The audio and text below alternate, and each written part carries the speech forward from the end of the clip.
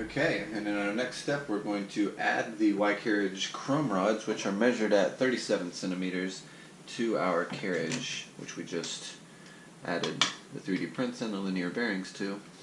When you put these in, be careful, don't force it. They should go in smooth and then they should operate smooth. So if you're not experiencing that, check that your bearings are perfectly straight.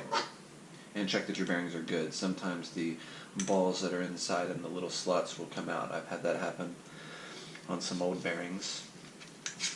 Again, looks like we're good to go on this side. A little bit less smooth going in this direction, but I think it'll be fine. If not, I'll swap that bearing out. Okay, so that's good.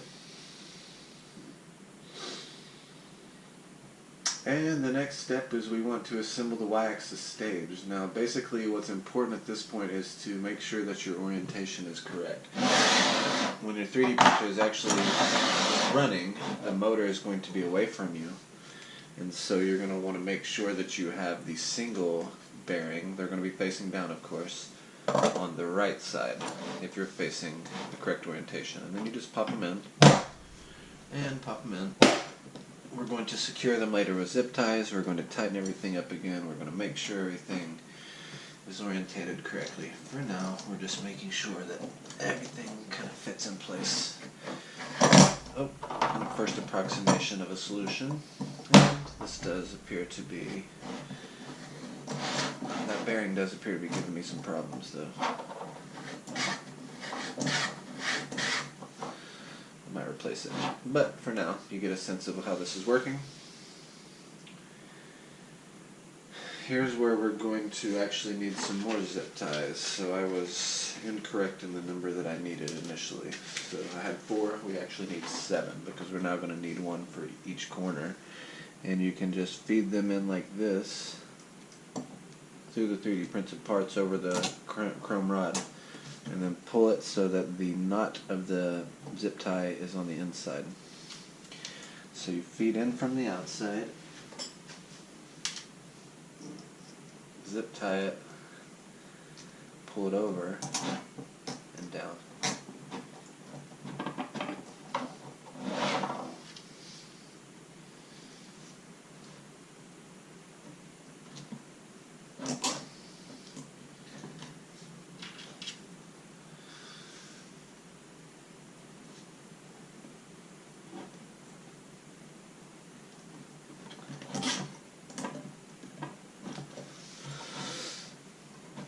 And you can see how that's loose even there with it in there. You can use your pliers to really pull these tight. And also, the reason these are open is because we offer the ability to expand this. You can also find on our site the STLs to print the ones that are not open on the end. If you find this being problematic and you're just unable to get the zip ties tight enough and they keep sliding out, the chrome rods do, you can go on to our site and get the ones that don't have an open end there. And now you can use your pliers to clean that up.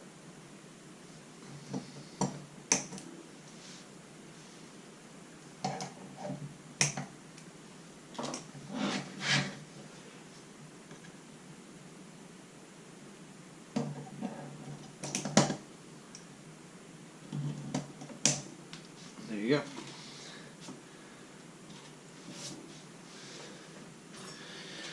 Okay. Again, this linear bearing seems to be sticking a little bit. I'm not too stoked about that, but that is something I can replace off camera later. I happen to have a bunch of them. You can see that it slides pretty good in one direction. It's actually doing better now. I think it's... yeah, anyway. So that is the Y-axis stage assembled with zip ties. Now we want to add the belt. So, you know, if you picture the belt's going to be like this, the teeth are going to want to be on the inside. Let me try and get that right. You're going to want the teeth on the inside. So you can start by threading it through here. Obviously it's going to go on the underside. And this on the overside.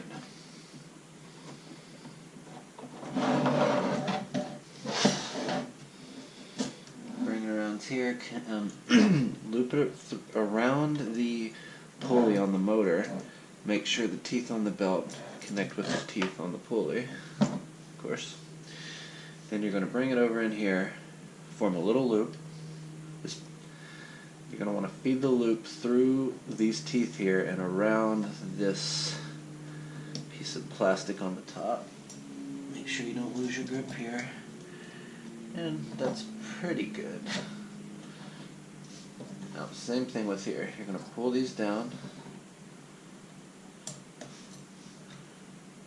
create a loop, feed it through and around.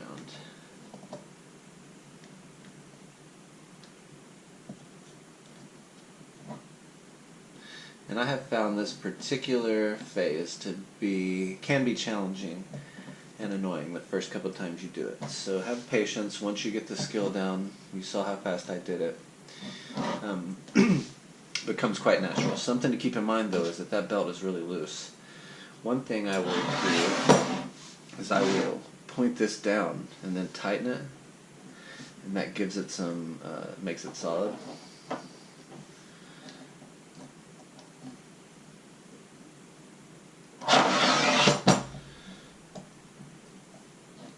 And try to make it a little tighter. It's definitely you get a feel for when you have an appropriate tightness here and how much you're going to be able to tighten it later.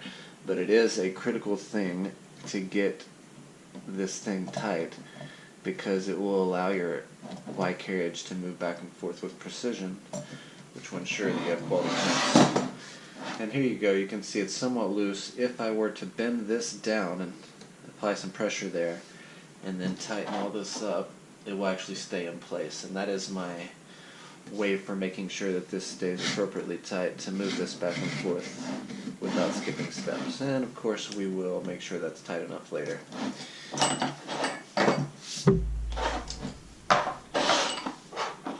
But there it is. So that is your X-axis for your brand new clone. It consists of all the 3D printed parts, which are 4 corners, the idler, the motor holder, and the belt holder. It has a carriage, 3 linear bearings, 4 210mm M8 threaded rods, 2 380mm M10 threaded rods, 2 370mm M10 chrome rods, M8 chrome rods, I apologize, 1 98mm belt, and miscellaneous nuts and bolts, and a NEMA 17 stepper motor, and a Megabot style end stop. So, if you made it this far, I congratulate you. This is your Y axis. Let's move on.